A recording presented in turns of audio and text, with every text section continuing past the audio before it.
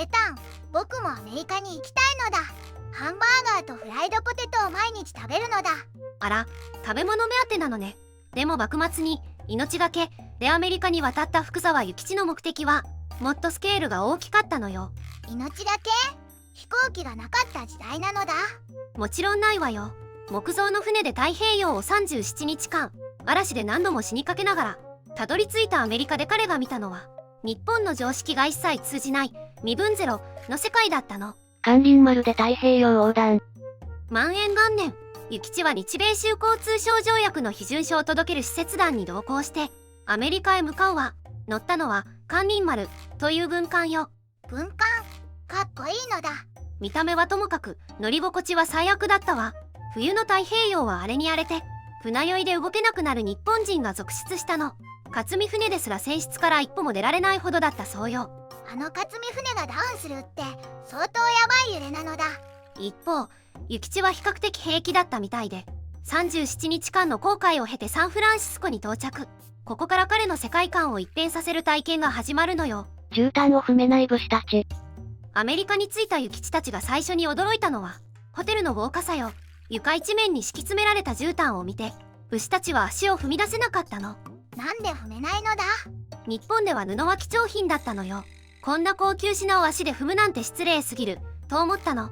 でも現地の人は靴のまま平気でずかずか歩いている。文化の違いすぎて頭がバグるのだ。さらに蛇口をひねれば水が出るガス灯で夜も昼のように明るい。日本ではまだ井戸水を汲んでろうそくで暮らしていた時代よ。諭吉は文明の差を全身で実感したのね。身分が存在しない社会。でも一番驚いたのは何だったのだ。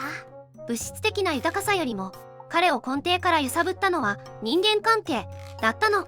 アメリカではお金持ちも労働者も対等に会話している。誰かが誰かに土下座することもないし生まれで職業が決まることもない。日本じゃ武士と町人が同じ目線で話すなんてありえないのだ。身分制度にがんじがらめだった日本から来た諭吉にとってこれは脳天を殴られるような衝撃だったのよ。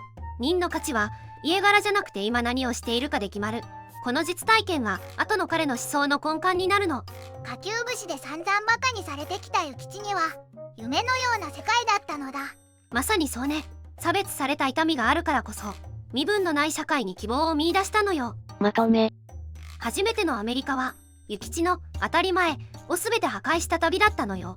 絨毯も水道もすごいけど一番の衝撃は身分がないことだったのだ。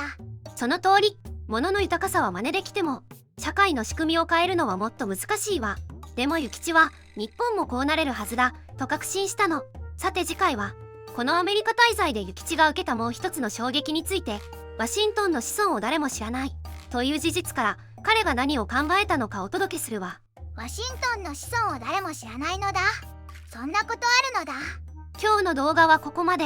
最後まで見てくれてありがとうございました。このチャンネルでは日本の侍に関する情報を5分以内の短くまとめた動画を毎日投稿中。日本の歴史に興味があるならチャンネル登録や他の動画も見てみてね。